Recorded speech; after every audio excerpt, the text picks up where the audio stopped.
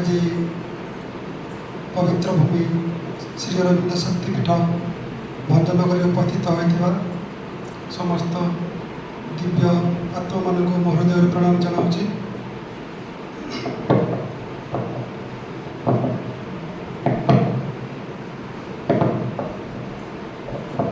ध्यान और प्रार्थना श्रीमान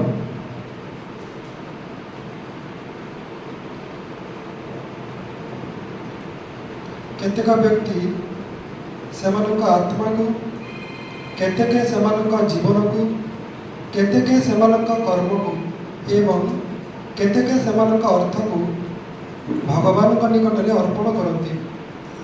अति अल्प लोक ही सर्वत भाव निजको तथा निजर जहाँ किछि अछि से सबको आत्मा जीवन कर्म और धन संपद को भगवान ठारे उत्सर्ग करिथांती। एही माने ही भगवान यथार्थ संतान। अन्य माने किछि भी दियंती नहीं। एमानकर पदवी क्षमता और धन संपत्ति जहाँ भी थाउ ना कहीं भगवत उद्देश्य दृष्टि एमाने मूल्यहीन शून्य। यही ग्रंथटी सही मानक निमित्त उद्दिष्ट जो माने भगवान निकट में निजको निशेष उत्सर्ग करने निमित्त आस्पृहाशील। श्रीमान मे 16, 1914 उपरे झड़ सागर उत्ताल तरंगमय ढेउ सहित ढेउर संघर्ष गोटिक उपरी अन्यटी भांगी पड़ुछि विपुल गर्जन सह मथा पिटुछि किंतु बराबर से ही उन्मुक्त जलराशि तले रही विपुल प्रसार। से स्थिर प्रशांत और सहास्य उपरर यही चांचल्य को देखुची एक अपरिहार्य घटना हिसाब से जल को प्रबल भाव में मंथन करने को जेपरिक से भगवानंकर पूर्ण ज्योति प्रकाश करने को सक्षम हुए। विक्षिप्त बाह्य रूपर पश्चात द्वंद्व और दारुण संघर्ष पश्चात चैतन्य तार स्थिरासन में दृढ़ प्रतिष्ठ बाह्य सत्तार सकल क्रियावली को निरीक्षण करुछि। केवल सेतिक बेले हस्तक्षेप करे जेते बेले कौनसी दिग व स्थान संशोधन करने दरकार पड़े। जेपरिक खेलटी भितर कौनसी नाटकीय अतिशଯ୍य आसी न पड़े सही हस्तक्षेप जेते बेले दृढ़ केते बेले कठोर बा क्लेशमय हुए केते बेले बा स्वाभाविक अवस्था को फेरी जावाई तागिद किंबा टिके व्यंगमय हुए किंतु ताहा सर्वदा से ही मधुर सबल प्रशांत और प्रसन्न करुणारे परिपूर्ण। नीरवता भितर मु देखिली तोर असीम सनातन दिव्यानंद। तापरे जहाँ अंधकार और द्वंद्वर गर्भरे पड़ रही ता मध्यरु तो आड़ को धीरे उठी चलला एक प्रार्थना। हे परम प्रभु परम ज्ञानदाता परम शुद्धिदाता मोर समस्त उपादान समस्त कर्म जेपर निरंतर हुए केवल तोर प्रेमर तोर समृद्ध परम प्रशांतिर प्रकाश। मोर हृदय तोर समुन्नत महिमार आनंदमय गान रे पुलकित। माँ समस्त को छोटिया अनुरोध के सब बापा भाई मान को अनुरोध टी मोबाइल गुड़िक स्विच ऑफ कि साइलेंट मोड रखिदेवा।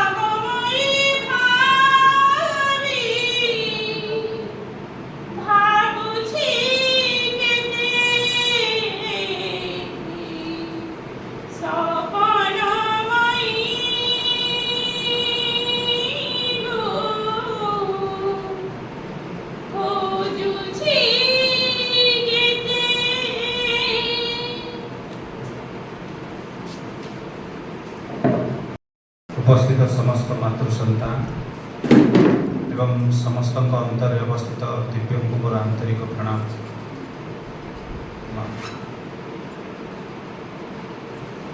आनंदमयी चैतन्यमयी सत्यमयी परमे सत्यमयी परमे आनंदमयी चैतन्यमयी सत्यमयी परमे सत्यमयी परमे कोटि अपराध क्षमा कर देवी कोटि अपराध क्षमा कर देवी विराज हृदय धामे सत्यमयी परमे सत्यमयी परमे अति क्षुद्र मोर मन सरोवरे अमल कमल रूपे अति क्षुद्र मोर मन सरोवरे अमल कमल रूपे नित्य निवास हेयो तोर माता नित्य निवास हेयो तोर माता दया बही दिन जाने सत्यमयी परमे सत्यमयी परमे शुद्ध ब्रह्म लोकवासिनी परात् परम मोहिनी शुद्ध ब्रह्म लोकवासिनी परात् परम मोहिनी संतान संतापहारिणी संतान संतापहारिणी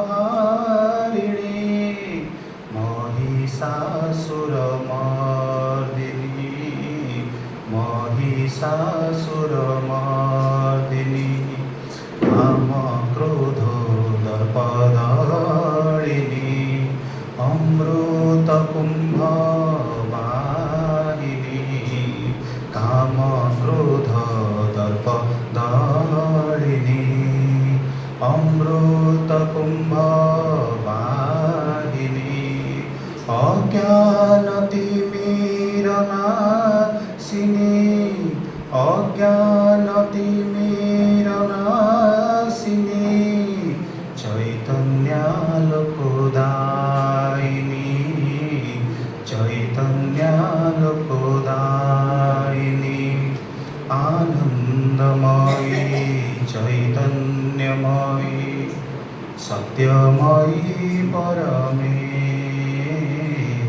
सत्यमयी परमे कोटि अपराध क्षमा कर देवी कोटि अपराध क्षमा कर देवी विराज हृदय धामे सत्यमयी परमे सत्यमयी परमे सत्यमयी परमे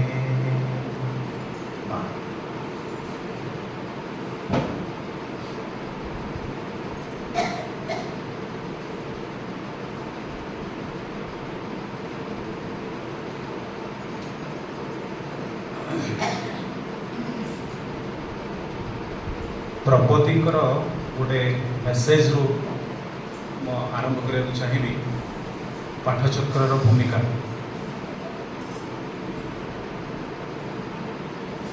द्रौपदी कहते जोटा कि मत बहुत भल लगी जदि पूर्णांग शिक्षा केंद्र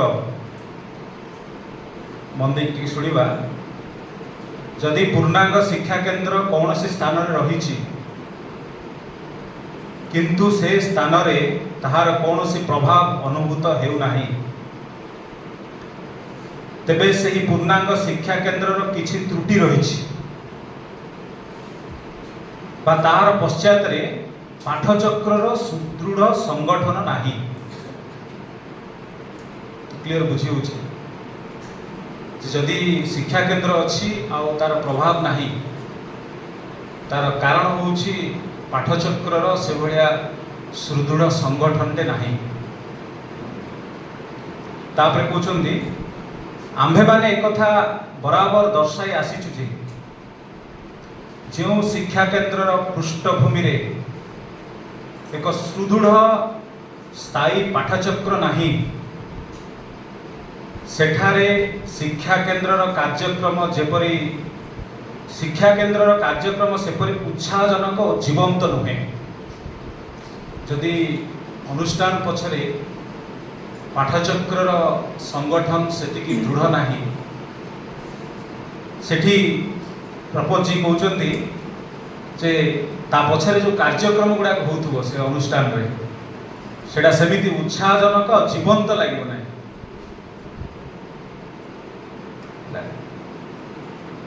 कारण शिक्षा केंद्र वस्तुत तार शक्ति श्री अरविंद पाठचक्र ठारू आहरण करे। पाठचक्र सभ्यगण ही पूर्णांग शिक्षार प्रधान समर्थक रूपे कार्य करती। श्री अरविंद भावधारा सेठारे स्थान पाइथिबारु पूर्णांग शिक्षार महत्व और गुरुत्व सेठारे उपलब्ध करी हुए। जोठारे कि शिक्षा केंद्र पश्चात एक सुदृढ़ पाठचक्र नाही सेठारे शिक्षा केंद्र बहुत दुर्बल सबल। साधारणतः भावु केतेटा बिल्डिंग है अनेक शिक्षा केंद्र रे भाई बापा मैंने जो मैनेजमेंट दायित्व था मिसला बेले से कहते भाई जानिले आज आम स्टाफ पेमेंट है ये लक्ष टका देलु ये लक्ष टकार स्टाफ पेमेंट है मुझे आम शिक्षा केंद्र सबुठ बड़ प्रॉपर्टी आम के दौचु नुहे आम पाखे केतेटा डेडिकेटेड लोक अच्छा सबुठ आम बड़ प्रॉपर्टी हूँ माँ श्री अरविंद उपस्थिति रिलीफ सेंटर तापर आम पाखे केते जन पैसा न नहीं काम कर आम केते पेमेंट दौचु से इम्पोर्टाट नुहे। कारण माँ का फास्ट लाइन हूँ टीचर मस्ट बी योगी जोगी केबे भी पैसा नहीं ना। भारत वर्ष जोगर आरंभ होइछि जोगी शब्दटा भारत वर्ष आरंभ होइछि। आपण इतिहास पृष्ठा उल्टे देखंतु कौन सी जोगी सालारी नहीं ना एवं यही भाया जोगी माने आम शिक्षा केंद्र में रहा हेले तार भित्तिभूमि हूँ पाठचक्र।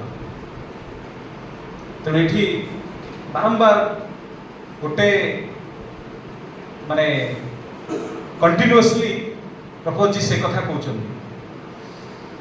तापर कहते उन्नत धरणर पाठचक्र संगठित होगा दरकार। पाठचक्र विभिन्न प्रकार लोक कर थे गोटे गाँव को जाइली सी मत डाकिले भाई आसतु पाठचक्र करवा से कहले मु 10 वर्ष है 10 वर्ष ऊर्ध है पाठचक्र कर सो मु कहले हो ठीक अच्छे बोले मुझे प्रिपेयर होगी जाइए सो मु बसिली सी बसिले 15टा बही रखी सबुठ उपरे सावित्री सान बहीटा अच्छी ता तले माँ बही ता तले ध्यान प्रार्थना ता तले चिरंतनी ता तले मातृरचना बड़ी ये रखी पूरा मठा धरिकी पेलिकी बसले गोटे गोटे बही पढ़ले रेजिस्टर लिखले सावित्री ये पेज माँ बही ये पेज ध्यान प्रार्थना ये पेज चिरंतनी ये पेज मु खाली बसिकी मोट मोट अनैली शेष से प्रणाम कले मु प्रणाम कली पलि आसली। पाठचक्र ताहा नुहे। पाठचक्र जदि आम देखा माँ को भाषा living demonstration of his teaching Shri Aurobindo शिक्षार जीवंत उदाहरण। आमे श्री अरविंद को केतिकी नहीं जीवन में बंचुचु सेटा ही यथार्थ पाठचक्र। ପାଠଚକ୍ର ନୁହେଁ ଖାଲି ଶ୍ରୀ ଅରବିନ୍ଦଙ୍କ ବହି ପଢ଼ିଦେବୁ ଆଉ ପଳେଇ ଆସିବୁ। ତେଣୁ ଏଇଠି ସେ କଥା ସେ କହୁଛନ୍ତି ଉନ୍ନତ ଧରଣର ପାଠଚକ୍ର ସଂଗଠିତ ହେବା ଦରକାର। ଅନ୍ତତଃ ଶ୍ରୀ ଅରବିନ୍ଦଙ୍କୁ ମାଙ୍କ ଭାଷାରେ ଜଣେ ଟପିକ ୱାଇଜ ପଢ଼ିଥିବା ଦରକାର। ଦେଖନ୍ତୁ ମୁଁ କହୁଛି ଆପଣମାନେ ଲେଖୁଛନ୍ତି, ଲାଭ କ'ଣ?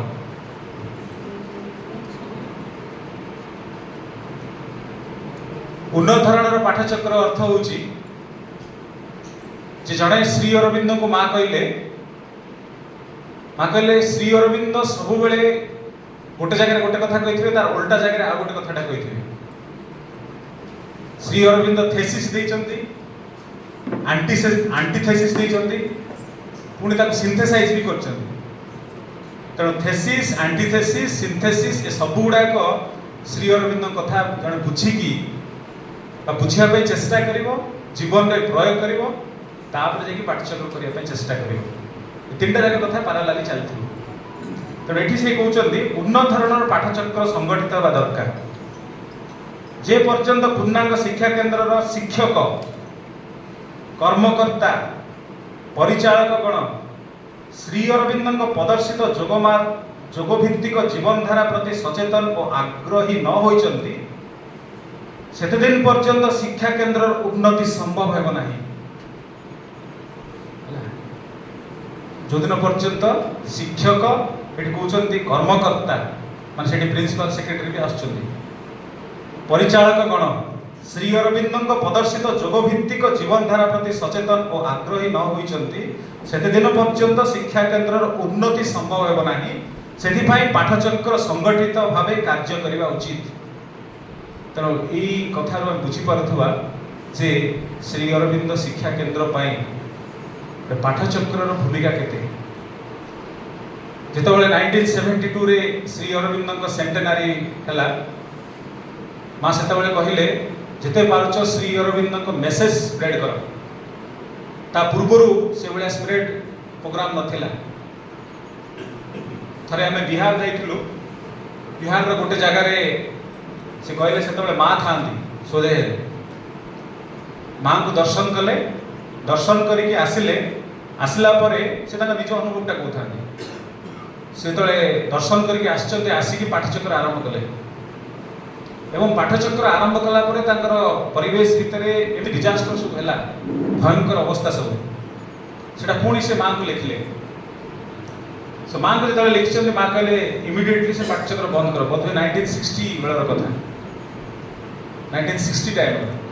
କାରଣ ଗୋଟେ ଜିନିଷ ଆସିଲା, ମା କହିଲେ ବର୍ତ୍ତମାନ ସମୟ ଆସିଛି, ତୁମେ ପାଠଚକ୍ର କର, spread the message of Shri Aurobindo. ଯୋଉମାନଙ୍କର ଟିକେ ବି ଆଗ୍ରହ ଅଛି ଯାଅ, ଯେତେ ପାରୁଛ ଯାଅ।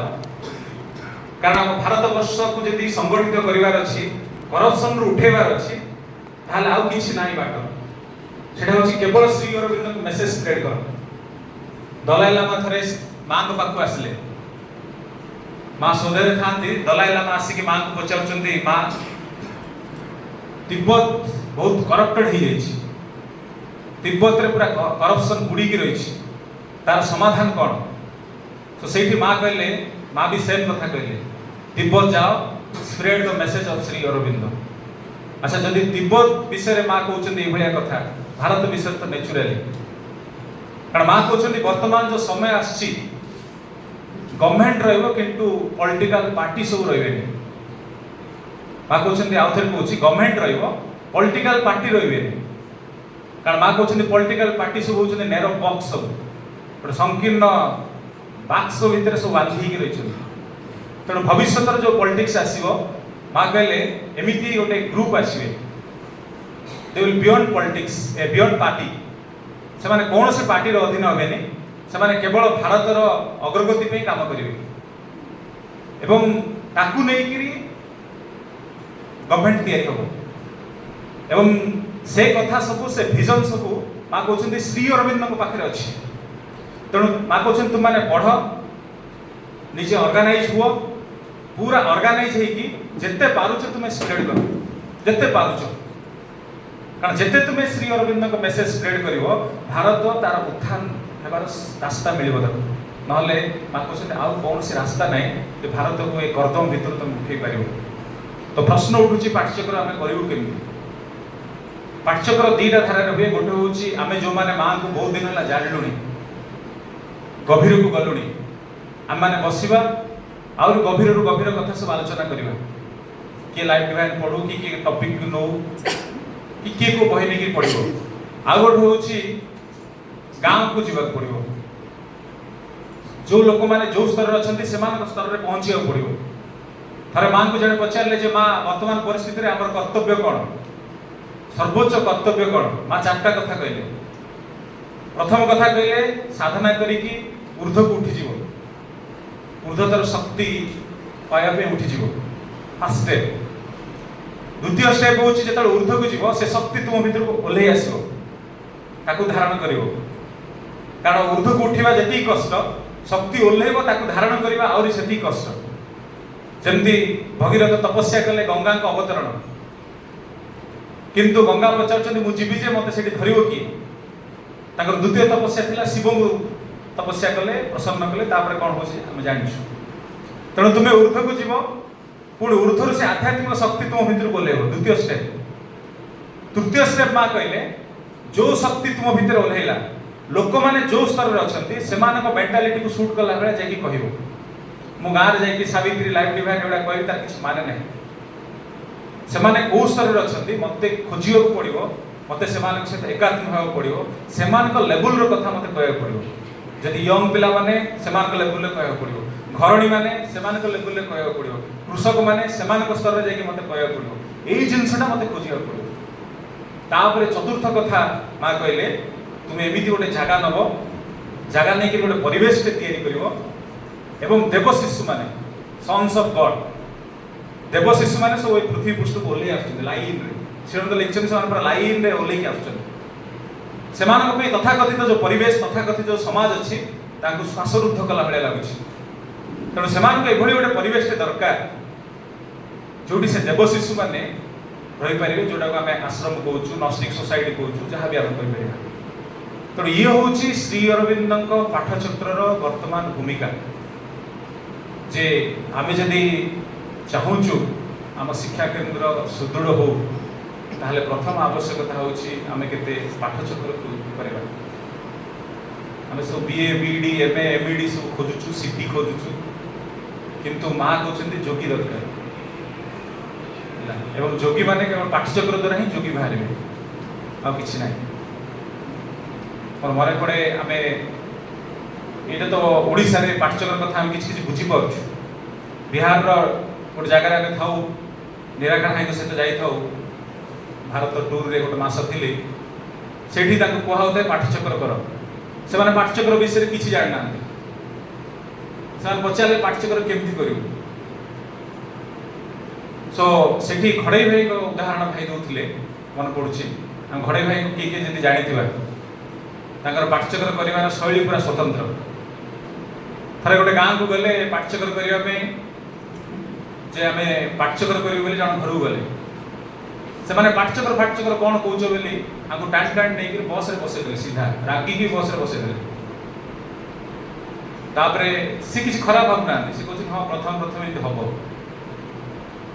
तापर आउ थे के दिन गला आउ थे से गाँव से घर आगे पहुँचले अच्छा सी कौन कह तुमको कौट मिललानी से गाँव से घर जा पहुँचे सी आहरी जोर रागी पाटी गला तापर से पड़ीसा घर सब शुणुला कौन हो अल्प दिन तले गंडगोल होता नहीं छाड़ी आउ थे कौन कौन घटना कौन ना एमती एमती आसछन्ति पाठचक्र करने से कहले हाँ यहाँ तो भल कथा कौन पाटितुंड कौन कर ठीक अच्छे तुम घर जब करना आस आम घर कर तो से आरंभ है से गाँव में पाठचक्र 8-9 वर्ष तले मोर मन पड़ी आम गोटे पाठचक्र मिशन बाहर करूँ गोटे गाड़ी भड़ा करूँ गाड़ी आमर निजस्व नाला एवं सकाल 8 रु बाहर राति संध्या 6टा 6:30 पहुँचू डेली 3टा कि 4टा पाठचक्र कंटिन्यू हम एवं गाड़ी भड़ा मन पड़ी पाखापाखि 32 कि 33 हजार पड़ता प्रति मास आम जाऊ 3टा कि 4टा पाठचक्र करूँ एवं हिसाब करूँ गोटे मसरे 100टा पाठचक्र है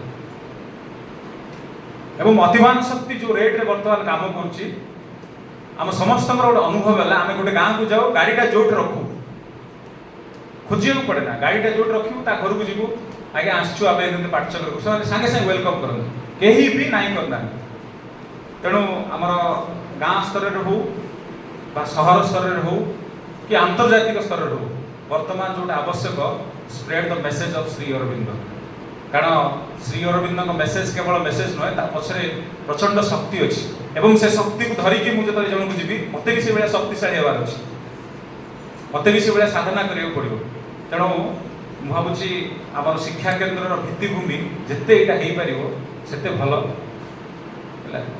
किंतु आज पर्यंत गोटे भी शिक्षा केन्द्र से भाया देखी ना से गोटे बड़ दुर्भाग्य जे से शिक्षा केन्द्र में मैनेजमेंट करुवा मो दृष्टि बाहर थी पारे पाठचक्र में व्याकुल जी एनओसी कौन आरओसी कौन कौन सब होती जी व्याकुल पाठचक्र में छटपट से भाया मुझे देखी ना जदिव पाठचक्र होची बाउंड्री भितर होची बाउंड्री बाहर से भाया नुहे कारण पृथ्वी जदि न बदलुची आम शिक्षा केन्द्र भी बेस दिन तिष्ठिकी रही पार ना जमी बाबाजी महाराज कहले जे जदि ओडिशा रे पाठचक्र न हुए ए पांडुचेरी तिष्ठिकी रही ना बस ये कार जदि किसी प्रश्न थाए किसी आलोचना आम कर कारण यहाँ गोटे जानवा कथा पाठचक्रटा करूनु सेटा असुविधा रही करुचु करूनु कहले मत पिटी पकड़े आप तो बयस के मत कौच कौन करुचु किंतु जो भाई करने कथा करूनु